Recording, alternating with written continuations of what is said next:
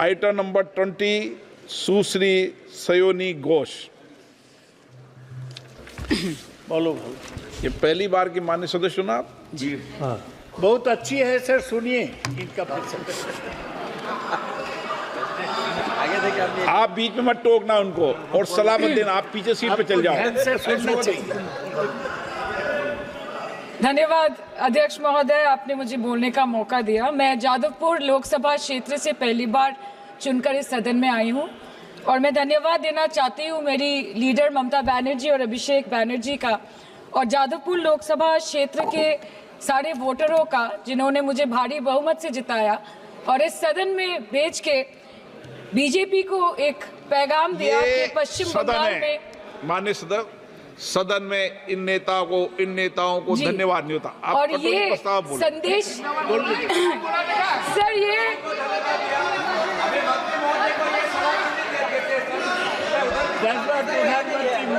Sir okay sir, no problem sir. बोलो। Sir मैं धन्यवाद देना चाहती हूँ जादवपुर लोकसभा क्षेत्र के लोगों का जिन्होंने मुझे भारी बहुमत से यहाँ पे जिता के भेजा और ये पैगाम दिया कि पश्चिम बंगाल में नफरत की रणनीति और धोखेबाजी की राजनीति नहीं चलेगी।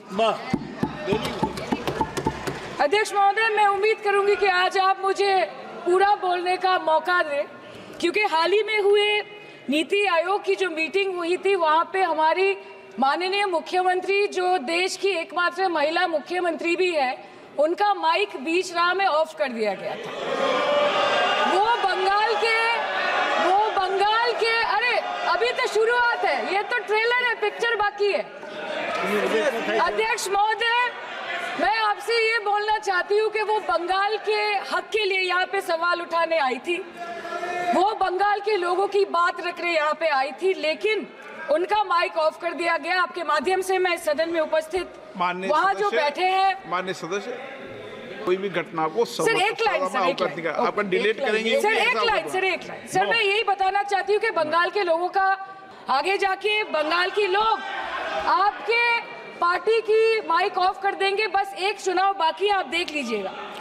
Sir, all India Trinamool Congress इस सदन और इस देश का 3rd लार्जेस्ट ऑपोजिशन पार्टी है और हम आपसे धन्यवाद हम आपको देते हैं कि आपने हमको रेलवे, स्वास्थ्य, शिक्षा और आज ये पशुपालन जैसे महत्वपूर्ण विषय पे चर्चा करने का मौका दिया। लेकिन तृणमूल कांग्रेस आगे जाके देश के हर महत्वपूर्ण मुद्दे पे बात करेगा, चाहे वो चीन का अनैतिक रूप से इस देश में प्रवेश हो या वो 700 से ऊपर आंदोलन जीवी किसानों की। माननीय सदस्य, आप पहली बार बोल रही हैं, मैं आपको हस्तक्षेप नहीं करना चाहता, लेकिन जिस अनुदानों की मांगों पर चर्चा सर अभी आ रहे सर, नीट के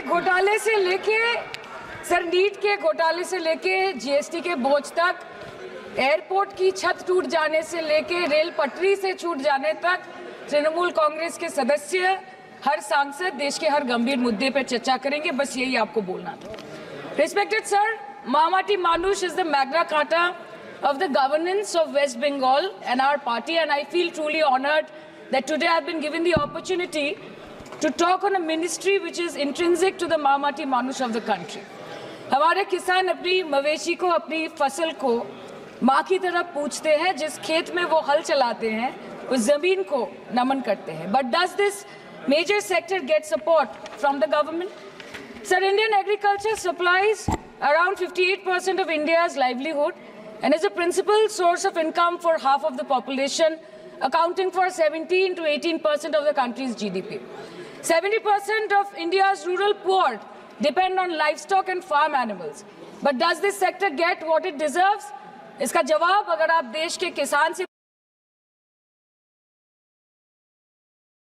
पूछेंगे तो वो आपको यही बात बोलेंगे कि चाय से शुरू हुई थी सरकार और गाय पे अटक गई और विकास की मौसी 10 साल में रास्ते में भटक गई।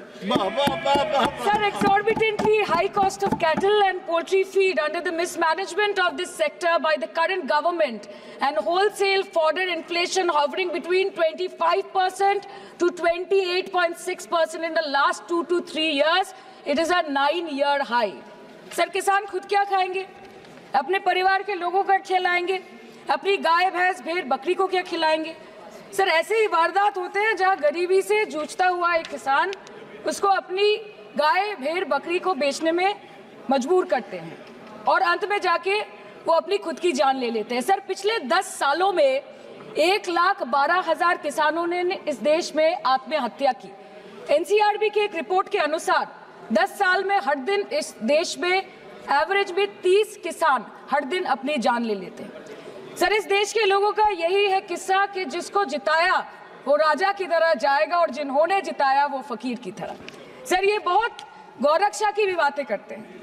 देश के लोगों को ये पता होना चाहिए that there is a fodder crisis in India and the union minister has himself stated in a written reply in Rajya Sabha that yes, the country is deficit in fodder. So it means that cows are dying without food in government-owned goshalas, especially the BJP-ruled state. 74,000 cattle had died at Panjrapols in Sundarnagar and Banaskantha district of Gujarat in the last 3 years. 200 cows were found dead in Madhya Pradesh's Shivpuri district. 173 cows allegedly died in a week in Chhattisgarh. And 74,016 cows had died in Hingonia Gaushala in Jaipur during the previous BJP government in Rajasthan. तो sir पहले खाना ही नहीं मिला, fodder crisis, फिर मिल भी जाए तो इतना महंगा कि किसान खरीद ही नहीं पा रहा है, फॉडर इन्फ्लेशन, और सर खाना मिल भी जाए तो पशुओं की बीमारी। उससे मुकाबला करने के लिए इस सरकार ने क्या किया? The Parliamentary Standing Committee on Agriculture, Animal Husbandry and Food Processing presented its report which stated that 32.7 lakh cattle were infected by the viral lumpy skin disease across several states and a whopping 2.4 lakh cattle died within months. ये बोलते हैं कि गाय हमारी माता है पर माँ की रक्षा करना इन्हें नहीं आता है। अध्यक्ष महोदय, हम सब जानते हैं कि इस मिनिस्ट्री के अंतर्गत डेयरी भी आता है और भारत इस पूरी दुनिया में दूध के उत्पादन में नंबर 1 है, contributing to almost 24.46% of global milk production. But since the government has not been able to bridge the gap between demand and supply, it has successfully turned the country from being the largest producer of milk to an importer of milk. In the last 10 years, due to the stagnation in milk production, the gains of white revolution has been systematically whitewashed. The dairy farmers are forced to throw buckets of milk on the highway protesting against meager remuneration for their produce. And the price of milk, on the other hand, has increased by a massive 55% in the past 10 years. It was rupees 36 per litre in 2014 and now rupees 56 per litre in 2024. When this government came to power, the first thing the milk producing companies regulated by it did was to increase the price of milk by rupees 2 per litre. This was their revenge on the people of India for not providing a majority to the BJP. आम आदमी के दूध, छाछ, लस्सी, दही, पनीर पर 5% की GST, cream, condensed milk, मक्खन, घी पर 12% की GST और अमीरों के हीरो पर सिर्फ 1.5% की GST। सरकार उनको रिलीफ नहीं देती है जो विदेश में जाके मिल्क शेक और लाते की चुस्कियां लगाते हैं। ये सरकार उनको रिलीफ नहीं देती जो आम आदमी 2 पैकेट दूध खरीदने से पहले 10 बार सोचता है। सर बचपन से हम सुनते आए थे कि संडे हो या मंडे रोज खाओ अंडे। India rank 2nd in egg production in the world और अंडे का फंडा यही है सर कि भारत के बच्चों की किस्मत में महीने में एक अंडा नहीं मिलता। मिड डे मील के चलते हफ्ते में अगर एक आध अंडा मिल भी रहा था तो कहीं धर्म के नाम पे तो कहीं महंगाई के चलते उसे बंद करने की मांग उठ रही है। Sir more than 50% children under the age of 5 suffer from chronic malnutrition in the country and roughly 17% children are underweight and yet most BJP ruled states do not serve eggs in midday meal scheme. This is the example of Poshan Kal in India. Sir अंत पे आते हैं मच्छी पे। आप लोगों को ज्यादा पसंद नहीं पर हम क्या करें, हम तो माछे भाते बंगाली है, हमको तो बोलना ही पड़ेगा। And not to forget that 2.8 crore fisher folk are employed directly in catching fish in the country and millions are employed in the value chain of selling fish and aquaculture. India stands 3rd in the world in the terms of fish production, contributing to 8% of global fish production and ranks 2nd in aquaculture production. The PM talks about blue revolution, but this government has allocated only 0.045% funds out of the total budget for the flagship scheme, Pradhan Mantri Matsya Sampad Yojana. Even after this meager allocation, they did not utilize 39% of the funds, and in 23-24, they did not utilize 24% of the funds allocated. और sir, भले ही सरकार को मणिपुर शब्द से allergy हो, but the fact remains that 1.5 years of lack of governance in the state has led to endangering of the fish species in India's largest freshwater body in Manipur, the Loktak Lake. So the government has to generate employment opportunities, investment in areas such as exports, post-harvest processing, and import substitution.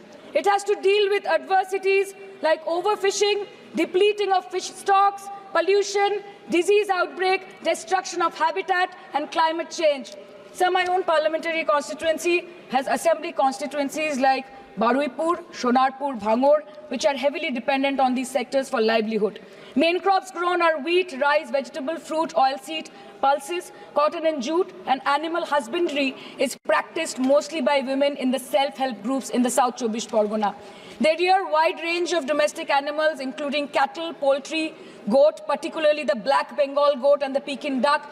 And I take extreme pride in saying that in the last 5 years of the TMC government, the CM Mamata Banerjee has allocated a massive amount of 76,680 crore to agriculture and its allied sectors for their development. The government of West Bengal has achieved remarkable success in implementation of state schemes, namely Bangla Dairy. The state-owned company is providing financial incentive at the rate rupees 11.5 per litre of raw milk directly to the bank accounts of primary dairy farmers through milk unions. Bangla Dairy procured 3.55 crore kg milk in 2023, for which rupees 109 crore was paid to dairy farmers through direct benefit transfer. 47,900 fresh Kisan cards have been issued in the last 3 years for animal husbandry. Up to 30th November 2023, rupees 393 crore was sanctioned to marginal animal rearers in the rural areas. Bangla Shosho Bima scheme, a fully state-funded scheme for crop insurance. Total 1.28 crore farmers were enrolled under the scheme during 23-24. 70 lakh farmers got claim settlement worth rupees 247 crore. 76,049 farmers are getting pension amounting to rupees 1,000 per month under Joy Bangla scheme. Super Bangla scheme was introduced in 2014 for ensuring remunerative prices for agricultural produce, integrating about 80,000 farmers and procuring about 100 metric tons of perishables daily. The annual turnover of this project is now rupees 106 crore. 77 new stores have been opened in financial year 23-24. 186 Krisak Bazars sub-market yards are running successfully, providing excellent marketing infrastructure for aggregation and ease of marketing. And to be mentioned that West Bengal is one of the largest cold storage capacities in the country at more than 87 lakh metric ton with 620 cold storages. New investment of rupees 239 crore is upcoming in this sector this year with an employment opportunity for nearly 20,000 people. अरे उधर वाले बता इसमें बुरा क्या है, हवा के चार झोंके अगर इधर से भी गुजर जाए तो. Now coming to the demands of pending funds from the government of India to West Bengal on animal husbandry and welfare. 50% of the central share, rupees 12.72 crore for financial year 23-24, being the recurring expenditure for mobile veterinary units, is pending with the government of India. Government of West Bengal requested for sanctioning an additional 126 MVUs for 24-25. However, it was regretted, citing want of funds. The proposed central share of 49.93 crore for financial year 24-25 for assistance to states for control of animal disease has not yet been released by the government of India. Despite repeated persuasion, Department of Animal Husbandry and Dairying has not released the central share of rupees 10 crore for financial year 24-25 for various ongoing national livestock mission schemes, including the project for the establishment of Buck Semen Station in Horinghata. ये तो बस इसी ministry से बकाया है बंगाल का. अभी दूसरी मिनिस्ट्री प्रक्रिया तो पता नहीं कहाँ पे जाके ये खत्म होने वाला है. मैडम, मैं बस ये कहना चाहती हूँ कि इस बीजेपी सरकार ने पिछले 10 सालों में इस देश के लिए क्या किया, उससे बड़ी तालिका बनेगी कि 10 साल में क्या क्या कर सकते थे पर किया नहीं. 2014 में जो किसान मोदी है तो मुमकिन है सोच के और अच्छे दिन के ख्वाब देख के बीजेपी को वोट दे रहा था, आज 10 साल बाद वो बोलता है कि मोदी है तो नामुमकिन है। शायद अभी वो किसान है भी नहीं। तो इसीलिए मैं बोलना चाहती हूँ कि समय बड़ा महत्वपूर्ण होता है अध्यक्ष महोदय, और बड़ा बलवान। बंगाली में हम एक बात बोलते हैं कि समय गेले साधन होबे ना। इसका मतलब यही है कि अगर समय चला गया तो साधना नहीं होगी, अगर भक्त रूठ गए तो आराधना नहीं होगी। और 3 से 303 से 240 के आंकड़े बोलते हैं कि इस बार जो आप चले गए तो दोबारा लौटने की संभावना नहीं होगी। तो यही बोल के मैं अपनी बात खत्म करती हूँ। Thank you so much.